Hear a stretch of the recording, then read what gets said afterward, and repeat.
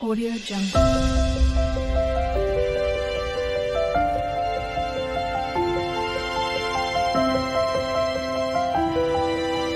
Audio Jungle. Hello friends, कैसे हैं आप सब लोग। आज हम लोग पंचकर्म में स्नेहन टॉपिक के बारे में डिस्कस करेंगे। इसमें हम लोग इटाइमोलॉजी एंड डेफिनेशन ऑफ स्नेह, मतलब कि व्युत्पत्ति और परिभाषा ऑफ स्नेह एंड स्नेहन के बारे में देखेंगे। स्नेह योनि के बारे में जानेंगे, जिसमें हम लोग स्नेह द्रव्य की क्या क्या प्रॉपर्टीज होती हैं उसके बारे में डिस्कस करेंगे। स्नेहोपग द्रव्य के बारे में देखेंगे, ये क्या होते हैं, कितने होते हैं। घृत, तैल, वसा, मज्जा, ये जो 4 प्रकार के स्नेहन हैं इनके बारे में जानेंगे और इनकी जो स्पेसिफिक यूटिलिटी, मतलब कि इनको कहाँ स्पेसिफिकली प्रयोग किया जाता है उसके बारे में देखेंगे। इनके एक्शन के बारे में देखेंगे। यमक, त्रिवृत, महास्नेह के बारे में देखेंगे। मेटाबॉलिज्म ऑफ फैट, चूंकि ये मॉडर्न का टॉपिक है और बड़ा टॉपिक है तो उसके बारे में मैं एक अलग वीडियो बनाऊंगा, तो इसको हम लोग इस वीडियो में नहीं कवर कर रहे हैं। लेकिन अक्ष और परिविचारणा स्नेह, स्नेह पाक एंड इट्स इम्पोर्टेंस पंचकर्म, हम लोग इतने टॉपिक्स को इस वीडियो में कवर करने की कोशिश करेंगे। इसमें स्नेहन और स्नेह दोनों हैं, तो हम लोग इस वीडियो में मेनली जो स्नेह है उसको कवर करने की कोशिश करेंगे। जो स्नेहन है उसको हम लोग अगली वीडियो में देंगे। तो स्नेह बेसिकली स्निग्ध करने के लिए जो द्रव्य यूज होता है चीज़ों को, वो कह सकते हैं। और स्नेहन जो है, जो प्रक्रिया है, उसे स्नेहन कहते हैं। तो हम लोग इस वीडियो में इतने टॉपिक्स को कवर करेंगे सिलेबस के अनुसार। तो वीडियो को पूरा देखने से पहले चैनल को सब्सक्राइब कर लीजिए, बेल आइकन पे दबा दीजिए ताकि आपको हमारी आने वाली वीडियोस की नोटिफिकेशन मिलती रहे। आप हमारे फेसबुक और इंस्टाग्राम पेजेस को फॉलो कर सकते हैं, जिनका लिंक डिस्क्रिप्शन में दिया हुआ है। तो चलिए स्टार्ट करते हैं। तो सबसे पहले देखते हैं स्नेह और स्नेहन की व्युत्पत्ति। ठीक है, इनकी व्युत्पत्ति कैसे हुई है। तो सबसे पहले स्नेह की व्युत्पत्ति देखते हैं। स्निग्ध धातु में घ प्रत्यय से स्नेह शब्द बनता है, जिसका अर्थ प्रेम, तैलादि, रसभेद से। स्नेह धातु है, इसमें ध प्रत्यय लगाएंगे, ये इंपॉर्टेंट है। उससे स्नेह शब्द बनता है जिसका अर्थ प्रेम, स्नेह का मतलब प्रेम भी होता है। और तैलादि, रसभेद से, मतलब कि रसभेद से देखा जाए तो तैल और घृत, वसा, मज्जा, ये सब चीजें होती हैं। फिर इसके बाद देखते हैं स्नेहन की व्युत्पत्ति। तो स्नेह धातु में ल्यूट प्रत्यय लगाने से स्नेहन शब्द बनता है। ये हो गई इनकी व्युत्पत्ति। इनके परिचय के बारे में देखा जाए तो स्नेह का जो सामान्य अर्थ है वो है स्निग्ध। ठीक है, स्नेह का सामान्य अर्थ स्निग्ध है, और जो प्रक्रिया होती है, मतलब कि जो प्रोसेस जिसके द्वारा किसी भी वस्तु को स्निग्ध किया जाता है, वह स्नेहन कहलाती है। स्नेह का सामान्य अर्थ होता है स्निग्ध करना। ठीक है, और जिसके द्वारा चीजों को, वस्तुओं को स्निग्ध किया जाता है उसे स्नेहन कहते हैं। राजनिघट्टुकार ने तैलादि मर्दन एवं अभ्यंग को अर्थ में स्नेहन शब्द ग्रहण किया है, मतलब कि उन्होंने तैल आदि मर्दन से मर्दन करना या अभ्यंग करने को स्नेहन बताया है। ठीक है, और इसमें जो है, जो आप ये नाम देखेंगे, वाचस्पत्यम, उन्होंने भी एक व्युत्पत्ति बताई है स्नेहन की, कि स्नेह धातु में ऋच प्रत्यय और ल्यूट प्रत्यय लगाने से, स्नेह धातु में ऋच और ल्यूट प्रत्यय लगाने पर जो होता है वो स्नेहन शब्द बनता है। तो उनका भी एक मत है इसमें लेकर के। फिर इसके बाद देखते हैं स्नेहन की परिभाषा। तो इसका ये श्लोक है, ये इंपॉर्टेंट श्लोक है। आप जब भी कहीं पे भी स्नेहन आए तो ये आप लिख सकते हैं। तो श्लोक क्या है कि स्नेहनम स्नेह विष्यंद मार्दव क्लेद कारकम। स्नेह विष्यंदम मार्दव क्लेद कारकम, मतलब कि जिस क्रिया के द्वारा स्नेहनम मतलब स्निग्धता, विष्यंद मतलब कि दोषों का विलयन, और स्त्रवणशीलता, कोमलता, और क्लेद कारकम मतलब कि जलीय घटकों का प्रमाण बढ़कर क्लेदता उत्पन्न होती है, वह स्नेहन कहलाता है। तो जैसे कि अगर आपको इम्पोर्टेंट, मतलब कि एग्जाम में आ जाए कि स्नेहन की परिभाषा लिखिए, तो आप ये श्लोक लिख करके और ये जो डेफिनेशन है इसको लिख सकते हैं। ठीक है, कि जिस क्रिया के द्वारा स्निग्धता, दोषों का विलयन होकर स्त्रवणशीलता, क्लेद कारक मतलब कोमलता, और जलीय घटकों का प्रमाण बढ़कर क्लेदता उत्पन्न करता है या होती है, वह स्नेहन कहलाता है किसी भी वस्तु में।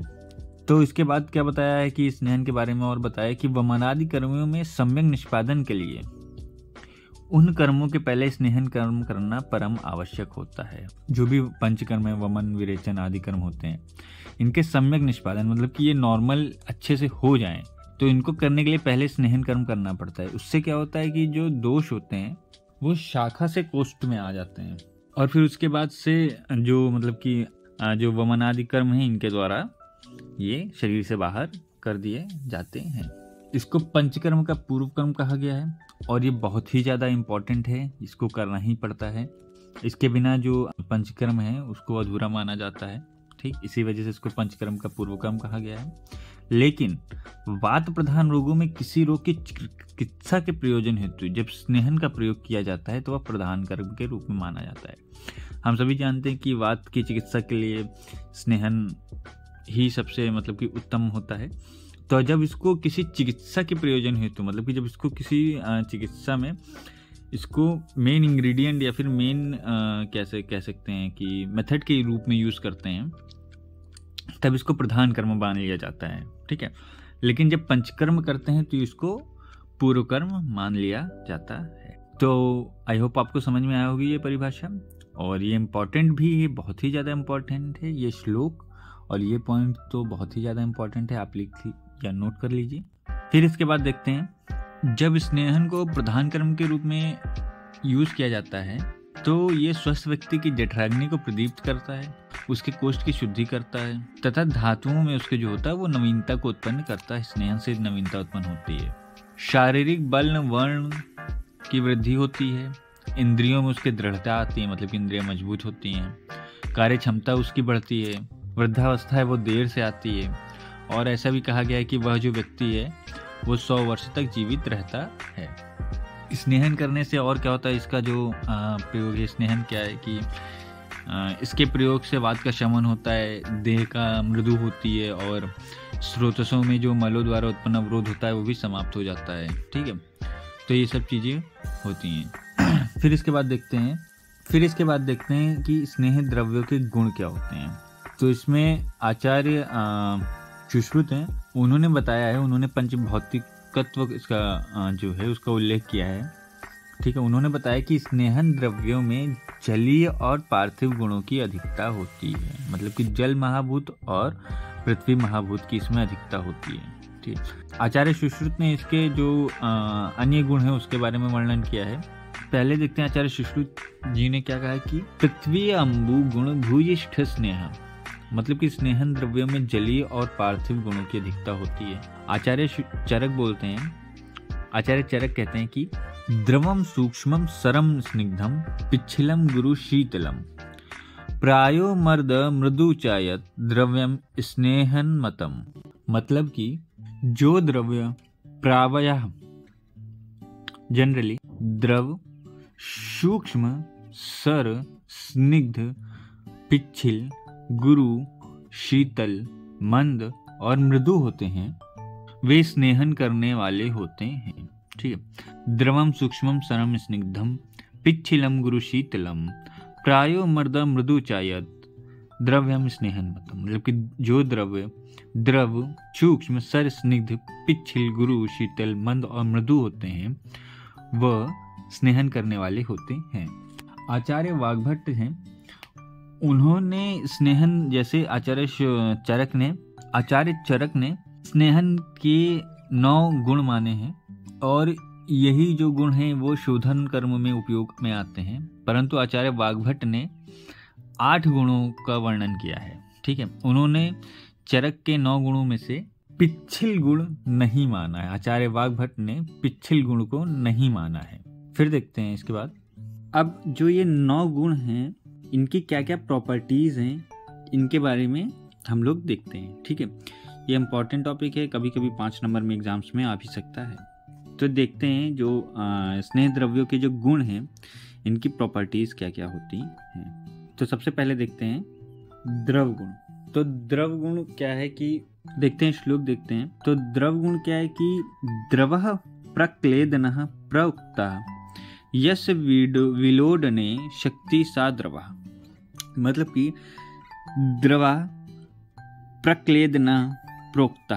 ठीक है, जो गुण क्लेदन का, ये क्लेटन लिखा है, क्लेदन का कार्य करता है उसे द्रव कहते हैं। ठीक है, इस गुण से शरीर में तरलता आती है। तो तरलता इन द सेंस मतलब कि वो गुण जो शरीर के अंदर जो बह सकता है, ठीक है, जो लिक्विडिटी होता है, जो लिक्विडिटी होता है उसको बढ़ा रखता है। तो जब लिक्विडिटी आती है तो उससे क्या होता है, दोषों का विलयन होता है। ठीक है, जो दोष हैं उसमें घुल जाते हैं। स्थानच्युति, वो लिक्विड है तो एक स्थान से दूसरी स्थान पे जा भी सकता है स्रोतों के, ठीक है, स्त्रवित होते हुए। और प्लवन मतलब कि एक स्थान से दूसरे स्थान तक ट्रैवल कर सकता है या बहते हुए पहुंच सकता है। तो ये हो गया द्रव गुण। फिर इसके बाद देखते हैं सूक्ष्म गुण। तो कहते हैं क्या है, देखते हैं क्या श्लोक क्या कह रहा है कि सूक्ष्मस्तु सौक्षम्यात् स्रोतः स्वानुरः स्मृतः यस्य विवर्णे शक्ति सा सूक्ष्म। मतलब कि जो सूक्ष्मता के कारण शरीर के समस्त स्रोतों में प्रविष्ट हो जाए और वहां कार्य करे, उसे सूक्ष्म गुण कहते हैं। आचार्य हिमाद्री ने सूक्ष्म को विवरणशील कहा है। तो विवरणशील का मतलब होता है, उस जगह का विवरणशील का मतलब होता है कि वहां जाकर के उस चीज को एक्सप्लोर कर दे या डायलेट कर दे या खोल दे, ठीक है, स्पष्ट कर दे, ठीक है, ये हो सकता है। ठीक है, और इस गुण के कारण यह जो गुण है जो सूक्ष्म है, ये छिद्रों में प्रवेश कर जाता है और अपना कार्य करता है। अपना कार्य कैसे करता है वो देखते हैं कि ये वहां पर जाकर के जो स्रोतस हैं, सूक्ष्म छिद्र हैं जिन्हें कह सकते हैं हम लोग, उन्हें खुला रखता है। इस कारण से है ना, जो जितने भी स्रोतस हैं वहां पे पहुंच करके उन स्रोतसों को खुला रखता है, मतलब कि अपना कार्य करता है। इसी के कारण इसे सूक्ष्म गुण कहते हैं। जब ये खुला रखेगा तो जो द्रव गुण है, ठीक है, वो आराम से वहां से प्लवन कर सकता है। एक हो गया, ये हो गया सूक्ष्म गुण। फिर इसके बाद देखते हैं सर गुण। सरो अनुलोम नः प्रोक्तः यस्य प्रेरणले शक्ति सा सरा। मतलब कि जिससे अनुलोमन होता है वह सर है। अनुलोमन का मतलब कि जो दोष हैं उनको बाहर निकालने की जो प्रवृत्ति है उसे अनुलोमन कहते हैं। ठीक है, इस गुण के कारण जो स्नेहन है वो सरकने वाला तथा प्रेरणाशील, मतलब कि किसी भी चीज को करने के लिए उसमें जो प्रयत्न है उसकी उत्पत्ति होती है। फिर इसके बाद देखते हैं स्निग्ध गुण। तो स्निग्ध गुण क्या है देखते हैं कि स्नेहम मार्दव कृत स्निग्धो बल वर्ण करस्तथा। मतलब कि स्निग्ध का जो सामान्य अर्थ होता है वो चिकनाहट होता है। जो चिकनाहट होती है उसी को ही स्निग्ध का पर्याय कहा गया है। तो स्निग्ध का सामान्य अर्थ चिकनाहट होता है। हेमाद्री के अनुसार ये गुण क्लेदन करता है। ठीक है, मतलब कि वहां पे जो लिक्विडिटी है उसको उत्पन्न करता है और वहां लिक्विडिटी उत्पन्न होने के कारण वहां पे मृदुता आती है। ठीक है, मतलब कि कोमलता आती है। और क्या करता है ये स्नेह द्रव शरीर में बल वर्ण और स्नेह कारक होता है। तो श्लोक देखिए कि स्नेह मार्दव कृत स्निग्धो बल वर्ण करस तथा, इसका सामान्य अर्थ जो चिकनाहट होता है और हिमाद्री के अनुसार यह क्लेदन करता है, जिसके कारण से स्नेह द्रव शरीर में बल वर्ण स्नेह और मार्दव कारक होता है। तो ये आप लोग याद कर सकते हैं।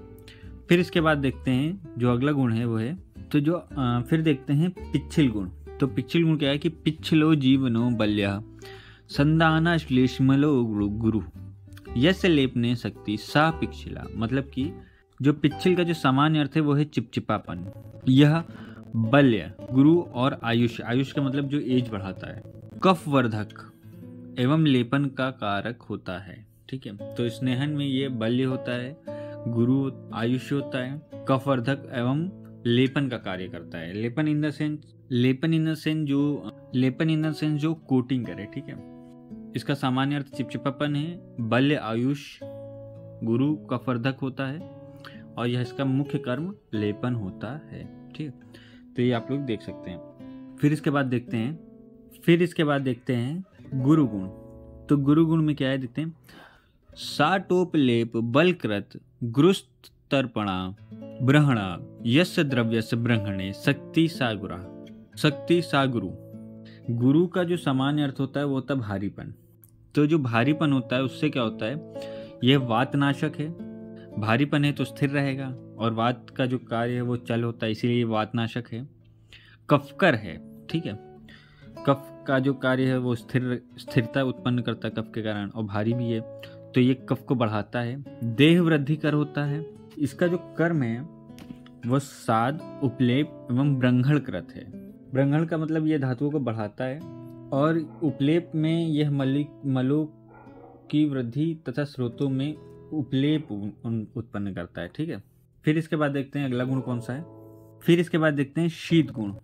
तो शीत गुण क्या है कि हृदलादन थम्बना शीतः मूर्छा त्रट दाहजिता तंभने हिमा, ये हिमाद्री ने कहा है। ठीक। तो इसका अर्थ क्या है कि हृदलादन मतलब कि आनंद कर और स्तंभन करता है, उत्साहवर्धक होता है, शीत होता है, मूर्छा त्रट मतलब कि मूर्छा का हरण करता है, स्वेद दाहजिता मतलब कि दाह को जीतता है, दाह शामक होता है। इस गुण के कारण जैसे मूर्छा हो गई, तृष्णा हो गई, दाह हो गया, और जो अन्य पैतृक लक्षण है उनकी जो शांति है वो होती है। ठीक है। यह रक्त स्तंभन में भी इस गुण का प्रयोग किया जाता है, तो ये भी एक गुण है स्नेहन में। फिर इसके बाद अगला देखते हैं मंद गुण। मंद गुण का जो श्लोक है देखते हैं कि मंदो यत्राकारा स्मृता। ठीक। और उस पर हिमाद्री ने कहा है यस्य शमने शक्ति सा मंदा, मतलब कि इस गुण के कारण स्नेह द्रव्य शरीर में धीरे धीरे प्रवेश करते हैं, मतलब मंद का मतलब धीरे धीरे, और शमन का कार्य करते हैं। आचार्य अरुण दत्त ने उन्होंने इसको चिरकारित्व कहा है। तो मंद गुण को चिरकारित्व का मतलब ये धीरे धीरे और देर लगा के काम करता है, और तो मंद गुण के कारण जो स्नेह है वो धीरे धीरे प्रवेश करता है बॉडी में। फिर इसके बाद देखते हैं ये मंद गुण के कारण जो स्नेह द्रव्य है वो विषम दोषों का जो शमन करता है, यह पित्त शामक होता है मंद गुण।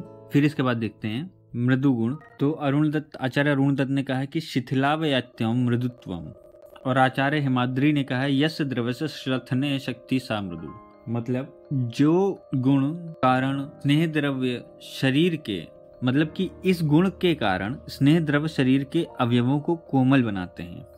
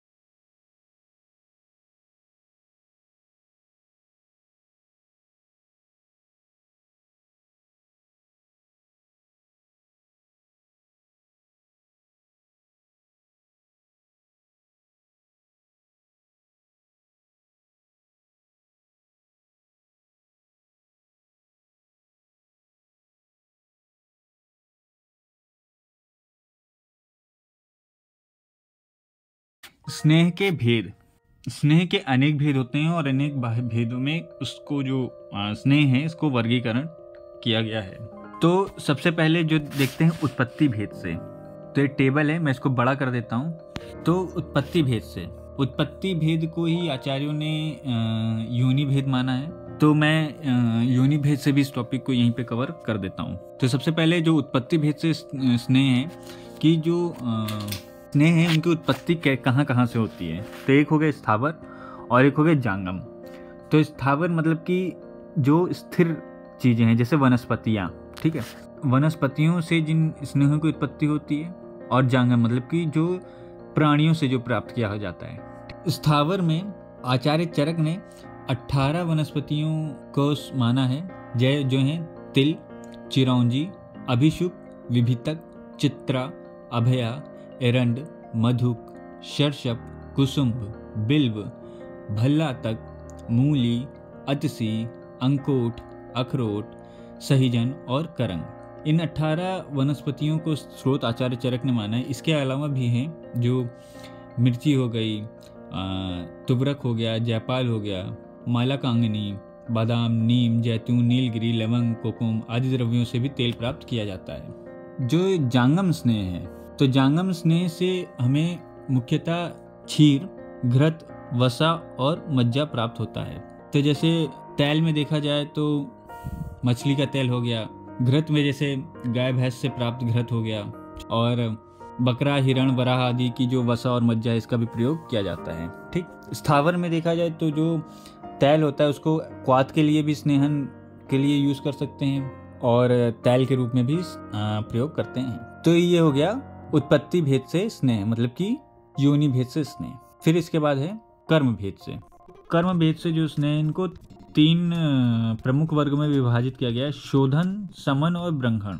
तो शोधन का मतलब क्या होता है कि शोधन स्नेह जो प्रकुपित दोष को वमन आदि कर्म के द्वारा शरीर से बाहर निकालने में जिन स्नेहों का प्रयोग किया जाता है उन्हें शोधन स्नेह कहते हैं। और इनका जो प्रयोग है रात्रि भोजन जीर्ण हो जाने पर, मतलब कि प्रातः करते हैं, और प्रातः कब करते हैं, जब रात्रि का भोजन जीर्ण हो गया हो। ठीक, और इनका जो अधिक मात्रा में प्रयोग किया जाता है। फिर उसके बाद जो दूसरा स्नेह है समन स्नेह, और तीसरा है ब्रंहण स्नेह। तो ब्रंहण स्नेह जो स्नेह शरीर के ब्रहित एवं तर्पण कर शरीर का पोषण और ब्रंहण करते हैं, मतलब कि धातुओं को बढ़ाती है, ठीक है, वह ब्रंहण स्नेह कहते हैं। इसमें मद्य, मांस, भोजन आदि में मिश्रित करके अल्प मात्रा में प्रयोग करते हैं। और इसका जो प्रयोग है वो बाल, वृद्ध, पिपासार्थ, स्नेह से द्वेषी जो लोग होते हैं, जो नित्य स्त्री सेवी होते हैं, नित्य स्नेह सेवी होते हैं, मंदाग्नि जिनकी है, सूखी अग्नि, सूखी व्यक्ति हैं, क्लेश से डरने वाला है, जो अल्प दोष युक्त है, कृश व्यक्ति है, ठीक है, उसको करना चाहिए। और उष्ण काल में भी इसका प्रयोग किया जाता है। और जो शमन का स्नेह है, ठीक है, उसका जो रोगों को शांत करने के लिए इसका प्रयोग किया जाता है, और इसका प्रयोग अन्न काल में भूख लगने पर किया जाता है। इसी प्रकार आचार्य जो सुश्रुत हैं उन्होंने कर्म के भेद के अनुसार जो है वो स्नेह को 12 वर्गों में विभाजित किया है। उनका क्या है, विरेचन उपयोगी, वमन उपयोगी, शिरो विरेचन उपयोगी, दुष्व्रण उपयोगी, महाव्याधु उपयोगी, मूत्र संग उपयोगी, अश्मरीहर प्रमेहो उपयोगी, पित्त संस्रस्त वातोपयोगी, कृष्णीकरण उपयोगी, पांडुकरण उपयोगी, दद्रुधि उपयोगी। ठीक, तो उन्होंने इस प्रकार से 12 जो हैं वो कर्म के आधार पर आचार्य सुश्रुत ने माना है, और आचार्य चरक ने 3 माने। फिर इसके बाद देखते हैं मात्रा भेद से।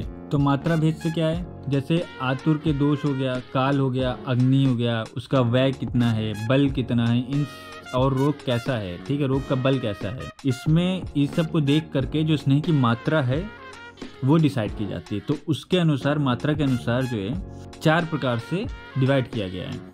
स्नेह की जो मात्रा है वो कितने समय में जीर्ण होती हैं, तो इसके आधार पर स्नेह की मात्रा का निर्धारण 4 प्रकार से किया गया है। तो पाचन काल के आधार पर आचार्य चरक ने 4 मात्राओं का वर्णन किया है, ह्रस्व, ह्रस्व, मध्यम और उत्तम। तो ह्रस्व जो है ये अत्यल्प मात्रा होती है, इसको परीक्षण मतलब कि टेस्ट डोज के तौर पे इसको प्रयोग किया जाता है।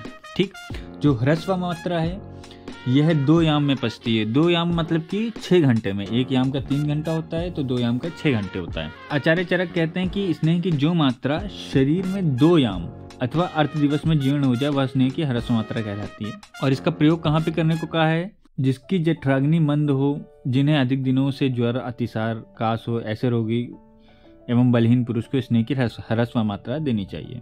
ब्रह्मण करने के लिए भी जो है आचार्य चरक ने ह्रस्व मात्रा का प्रयोग बताया है। ठीक, उसके बाद मध्यम मात्रा। तो मध्यम मात्रा जो स्नेह 4 याम अथवा 1 दिवस में जीर्ण हो जाए। 4 याम मतलब कि 12 घंटे। ठीक है, तो उसका प्रयोग उसको मध्यम मात्रा कहते हैं। इसका प्रयोग जो है अरुषक, स्फोट, पीड़िका, कंडू, पामा, कुष्ठी, प्रमेही एवं वातरक से पीड़ित तथा अधिक भोजन न करने वाली मृदुकुष्ठी, मध्यम शरीर बल वाले पुरुष में स्नेहन के तौर पर करना चाहिए।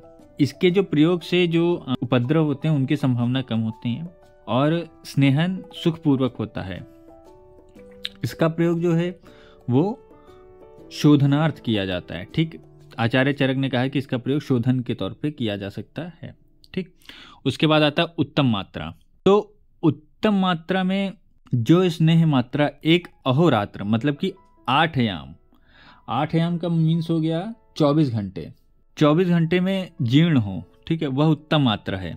इसका प्रयोग कब करना चाहिए? जब अधिक मात्रा में नित्य स्नेह का सेवन करने वाले, क्षुधा पिपासा सहन करने वाले, उत्तम बलयुक्त, जिनका बल उत्तम हो, जठराग्नि एवं शरीर उत्तम बल युक्त जठराग्नि हो और शरीर का बल भी उत्तम हो। ठीक है, ऐसे में अगर उस व्यक्ति को गुल्म, सर्पदंश, विषर्म, उन्माद एवं मूत्रकृच से पीड़ित है, ठीक है, उसका मल कठिन हो रहा है, तो इसमें उत्तम मात्रा देनी चाहिए। ठीक है, इसके सम्यक प्रयोग से जो विकार है वो शीघ्र ही शांत हो जाता है और ये शरीर के सभी स्रोतों में फैलकर दोषों को बाहर निकाल देती है। तो ये हो गई उसकी उत्तम मात्रा। अब फिर देखते हैं उसके बाद पाक भेद से स्नेह। पाक भेद से स्नेह में श्लोक देखते हैं कि खरो अभ्यंगे स्मृतः पाक मृदुर्नस्तः क्रियासु च मध्यपाकम तु पानार्थे वस्तव च विनियोजयेत। उन्होंने इसमें जो पाक के हैं, पाक मतलब कि मृदुपाक, मध्यपाक और खरपाक के अनुसार बताया है। तो पाक भेद से स्नेह की जरूरत मतलब क्या है कि स्नेह, पाक भेद से स्नेह में स्नेह पाक करते समय जो पाक की विशिष्टता है, ठीक है, उसके आधार पर स्नेह को 3 भागों में बांटा गया है। एक है मृदुपाक, फिर मध्यपाक और फिर खरपाक। मृदुपाक में मृदुपाक कैसे होता है, कैसे पता चलता है कि तैल पाक में डाली हुई औषधि का कल्क प्रथम डाले हुए कल्क के समान हो जाता है। मतलब कि पहले तैल पाक कर रहे हैं, तैल डाला है उसमें और जो औषधि का कल्क डाला हुआ है वो दोनों एक समान से हो जाते हैं। ठीक, और इसका प्रयोग कहाँ करते हैं? इसका प्रयोग नस्य हेतु करते हैं। मध्यपाक, तो मध्यपाक में जो तेल का कल्क है वो उस हलवे की तरह कलछुल को छोड़ने लगता है। ठीक है, चिपचिपा हो जाता है और कलछुल को छोड़ने लगता है। इसका प्रयोग जो होता है वो पान और बस्ती हेतु करते हैं। और खरपाक, खरपाक तब होता है जब यह अंगुलियों से मसलकर वर्ती बनाते समय टूट जाए या फिर कड़ा हो जाए, ठीक है, खर हो जाए एकदम, तो इसे खरपाक कहते हैं। और इसका प्रयोग कहाँ करते हैं? इसका प्रयोग अभ्यंग हेतु किया जाता है। ये बहुत ही इंपॉर्टेंट पॉइंट है कि पाक भेद से मृदुपाक, मध्यपाक और खरपाक का प्रयोग कहाँ पे होता है। तो मृदुपाक का प्रयोग नस्य हेतु होता है, मध्यम पाक का प्रयोग पान एवं बस्ती हेतु होता है, खरपाक का प्रयोग अभ्यंग हेतु होता है। अन्य आचार्यों ने भी मतलब कि जो इसका प्रयोग है और पाक है उसके अनुसार उनमें मतांतर मिलते हैं, जो कि कंपटीशन एग्जामिनेशन में पूछे जाते हैं। तो मैं यहाँ पे एक टेबल डाल दे रहा हूँ, ठीक है। तो यहाँ पे कंपैरिजन दिया हुआ है कि किसने किस तरह का कौन सा पाक कहाँ पे उपयोग किया जाता है, ठीक है, किस आचार्य ने ऐसा माना है। तो आप लोग देख सकते हैं यहाँ पे। फिर उसके बाद देखते हैं उपयोग भेद से। उपयोग भेद से 2 प्रकार के स्नेह होते हैं, बाह्य स्नेह और अभ्यंतर स्नेह। ठीक, तो बाह्य स्नेह वो होते हैं जिनका प्रयोग शरीर में बाहर से किया जाता है, ठीक है, जैसे अभ्यंग के रूप में, लेप के रूप में, उद्वर्तन, मर्दन, परिषेक के रूप में, धारण, पूरण और पातघात आदि के रूप में किया जाता है। अभ्यंतर स्नेह क्या होता है? जिनका जैसे पान किया शरीर के अंदर जाते हैं, जो जैसे पान के रूप में, भोजन के रूप में या बस्ते आदि के रूप में, ठीक है। फिर इसके बाद देखते हैं संज्ञा भेद से। तो संज्ञा भेद से जो स्नेह जैसे कि 3 होते हैं, अक्ष स्नेह, सद्य स्नेह और पंच प्रसिद्ध की पेया। ठीक, तो ये क्या होते हैं देखते हैं। तो देखते हैं सबसे पहले अक्ष स्नेह क्या होता है। ठीक है, तो वो अक्ष स्नेह के बारे में देखते हैं कि अक्ष पेयस्तु या स्नेहो न तमाहुर्विचारणम स्नेहस्य स्या विषग्द्रष्टा कल्पा प्राथम कल्पिका। अकेले बिना किसी द्रव्य को मिलाए हुए स्नेह को अक्ष पेय कहते हैं, मतलब कि अक्ष स्नेह कहते हैं। ठीक है, ये शुद्ध होता है, एकदम शुद्ध, इसमें किसी भी प्रकार का अन्य स्नेह नहीं मिलाया जाता, ये सिर्फ एक ही प्रकार का स्नेह होता है। जैसे कि मान लीजिए हम एरंड तैल का प्रयोग कर रहे हैं और सिर्फ हम लोग एरंड तैल का ही प्रयोग करें, ठीक है, और किसी भी इसमें अन्य जो स्नेह उसका उपयोग मिलाए नहीं, तो उसे शुद्ध स्नेह कहेंगे और उसमें सिर्फ उसको अक्ष स्नेह या अक्ष पेय कहेंगे। ठीक है, इस कल्पना को स्नेह पान की मुख्य कल्पना कहा गया है। फिर इसके बाद देखते हैं सद्य स्नेह। तो सद्य स्नेह क्या होता है कि जिस स्नेह के प्रयोग से कम समय में अर्थात शीघ्र ही स्नेहन होता है, उसने सद्य स्नेह कहते हैं।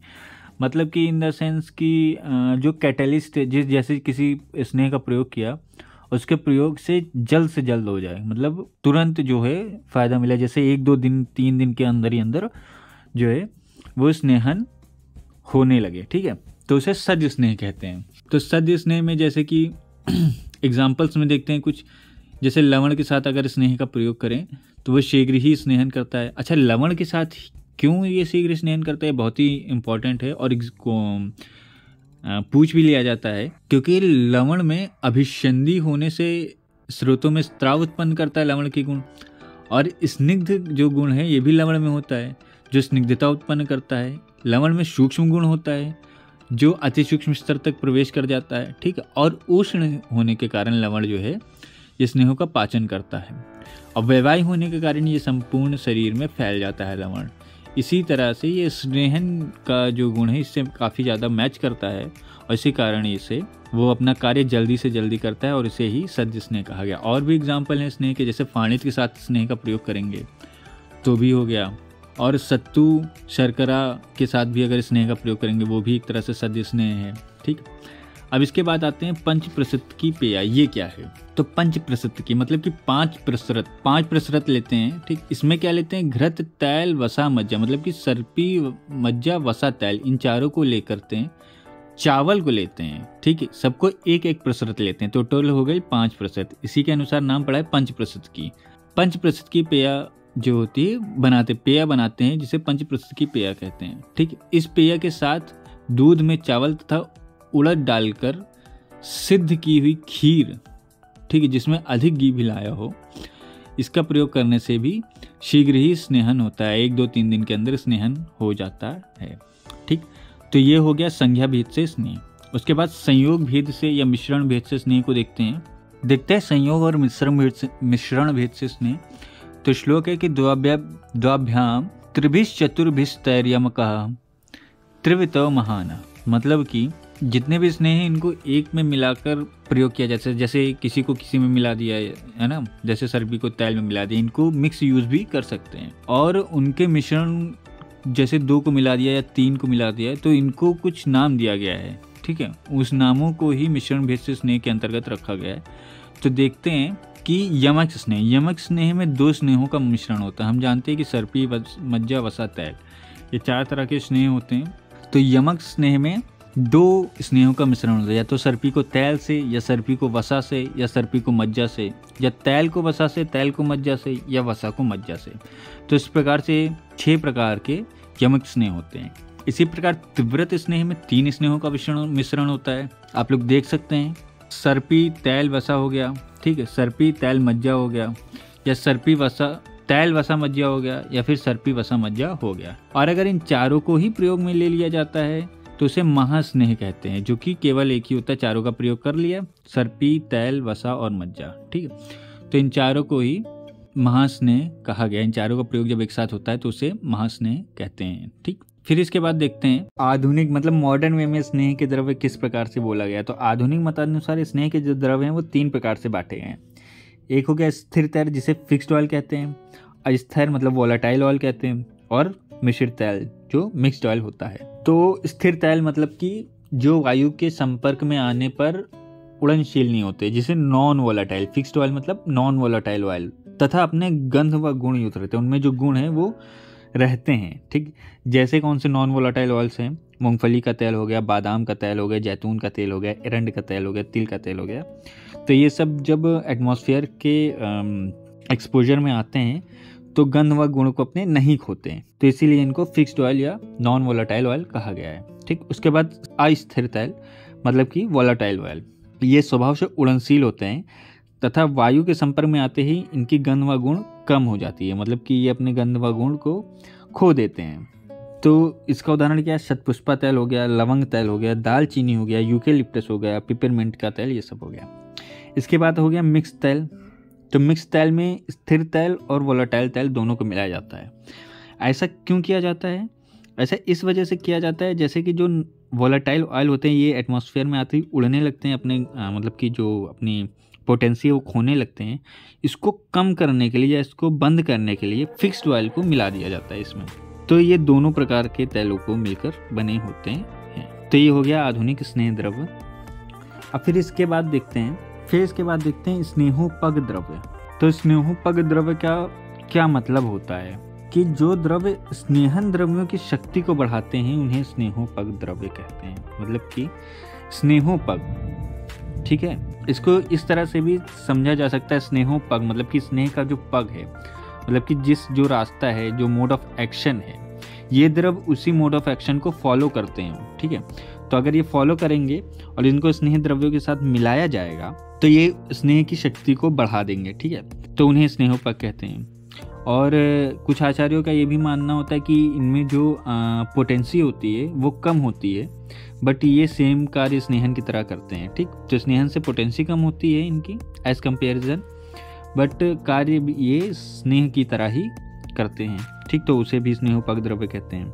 तो आचार्य चरक ने 10 स्नेहोपग द्रव्यों का वर्णन किया है। पहले श्लोक देखते हैं। तो श्लोक देखते हैं कि मुग्धिका, मधुक, मधुपर्णी, मेदा, विदारी, काकोली, क्षीर काकोली, जीवक जीवंती, शालपर्णया इति दशेमानि स्नेहोपगानि भवन्ति। मतलब कि मुग्धिका मतलब मुनक्का, मधुक मुलेठी, मधुपर्णी मतलब गिलोय, मेदा विदारी मतलब विदारी कंद, काकोली क्षीर काकोली, जीवंती जीवक, फिर उसके बाद जीवंती, और शालपर्ण मतलब शालपर्ण सरीवन। ठीक, इति दशमोनानी स्नेहोपगानी भवन्ति। और ये 10 जो वनस्पतियां हैं ये स्नेहोपग होती हैं। तो ये हो गए स्नेहोपग द्रव्य। फिर इसके बाद देखते हैं स्नेह की प्रविचारणाएं। तो ये प्रविचारणा होती क्या है उसका देखते हैं पहले कि स्नेह द्विषः, स्नेह नित्या, मृदु कोष्ठाश्च ये नरा, क्लेशाहस्मद्या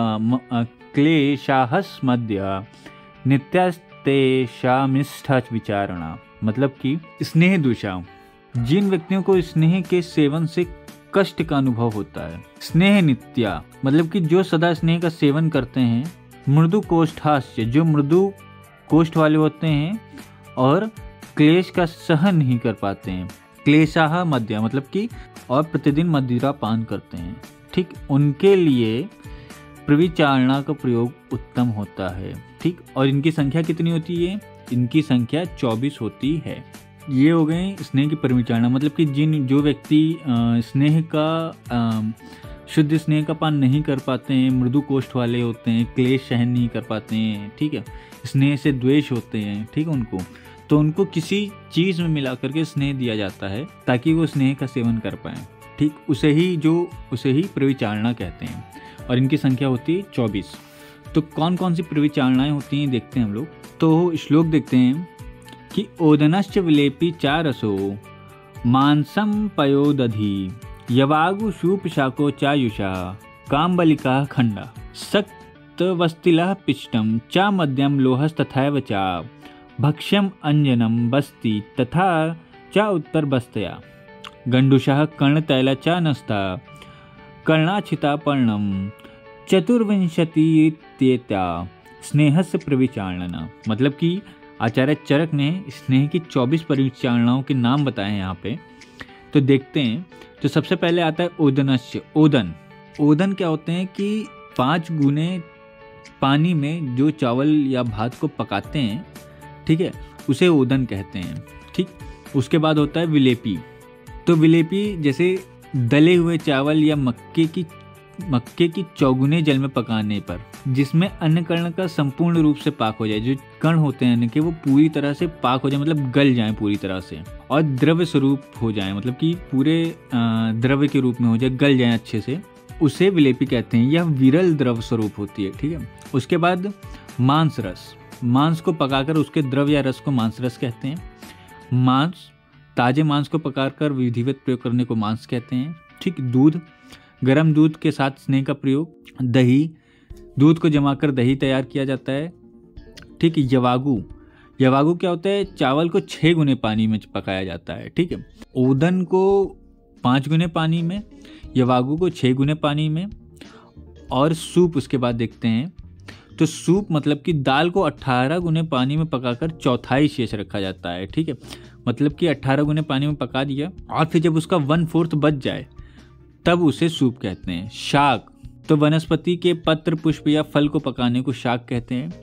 ठीक है, यूष का मतलब जैसे मूंग की दाल आदि हैं, इनको 18 गुने जल में पकाकर अर्थात आधा कर दिया जाए, मतलब कि 1/2, मतलब 9 गुना जल जब बाकी रह जाए तब इसका प्रयोग किया जाए तो इसे यूष कहते हैं। काम्बलिका, तो काम्बलिका जैसे तिल और उड़द की पिट्टी में, ठीक है, पिट्टी बना लेंगे और फिर उसमें दही, खटाई, नमक, तेल मिलाकर उसको रायता जैसा बना देते हैं तो उसे काम्बलिक कहते हैं। खंड का मतलब जैसे मट्ठे के साथ कैथा, चांगेरी, मरीच, जीरा, चित्रक आदि डालकर उसको पकाया जाता है तो उसे खंड कहते हैं। सत्तू, तो सत्तू जैसे जौ को भूनकर पीसकर बनाया जाता है। ठीक है, फिर तिक्त कल्क, जैसे तिल को कूटकर उसका कल्क बनाया जाता है। ठीक, तो उसे तिक्त कल्क कहते हैं। तिल कल्क। फिर मध्य, इसमें आशा वरिष्ठ मदिरा का प्रयोग करते हैं। लेह, आटे को घी तेल में भूनकर चीनी डालकर हलवा बनाया जाता है, उसे लेह कहते हैं। फिर उसके बाद भक्ष्य हो गया, घी की कचौड़ी या मालपुआ आदि भक्ष्य कहते हैं उनको। ठीक है, अभ्यंजन, औषध सिद्ध स्नेह द्वारा अभ्यंग किया जाता है। ठीक, बस्ती, अनुवासन बस्ती में स्नेह का प्रयोग किया जाता है। उत्तर बस्ती, योनि व मूत्र मार्ग में स्निग्ध बस्ती का प्रयोग किया जाता है।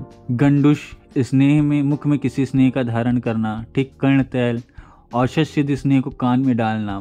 नस्य कर्म, नासिका द्वारा स्नेह के प्रयोग में अर्थात नस्य लेना। ठीक, अक्षी तर्पण, मतलब अक्षी पर तर्पण हेतु घृत या घृत मंड का प्रयोग करना, ये अक्षी तर्पण होता है। तो ये हो गया टोटल 24 प्रविचारणाएं। तो आप लोग ये नाम याद कर सकते हैं और इसके बारे में भी पूछा जाता है। फिर इसके बाद देखते हैं उत्तम गुणानुसार स्नेह के भेद। गुण के अनुसार, जो उत्तम गुणानुसार होते हैं उसमें कितने प्रकार के स्नेह होते हैं। तो श्लोक देखते हैं कि सर्पिस्त तैलम वसा मज्जा सर्व स्नेह उत्तमा मता एषु चैव उत्तमा सर्पी संस्कार से अनुवर्तनात्। मतलब कि 4 उत्तम स्नेह के बारे में बताया चरक ने कि घृत, तैल, वसा, मज्जा, ये 4 स्नेह सभी स्नेहों में उत्तम माने गए हैं और इन चारों में भी घृत सर्वोत्तम है क्योंकि यह संस्कार का अनुवर्तन करता है। तो उत्तम स्नेह किसे कहते हैं, सबसे पहले हम लोग ये देखते हैं। तो कहा है कि सभी प्रकार के स्नेहों में 4 प्रकार के स्नेह जो होते हैं वो उत्तम होते हैं। ठीक, कौन से होते हैं? घृत, तैल, वसा, मज्जा। इसमें भी जो घृत है वो सबसे उत्तम है क्योंकि इसका दूसरे द्रव्यों के साथ पाक करने पर अपने गुणों को त्याग नहीं करता है। ठीक है, ये अपने गुणों को त्याग नहीं करता है और दूसरे के गुणों को भी अपने अंदर एब्जॉर्ब करता है, मतलब कि अपने अंदर वहन कर लेता है। ठीक, अनुवर्तन करता है, इसीलिए इसको घृत को उत्तम स्नेह बताया गया है। तो इसी अनुसार देखते हैं कि जो ये स्नेह हैं इनके गुणों के इनके क्या क्या गुण हैं, इनके क्या क्या कर्म हैं, कहाँ कहाँ प्रयोग होते हैं देखते हैं। तो सबसे पहले देखते हैं घृत के गुण।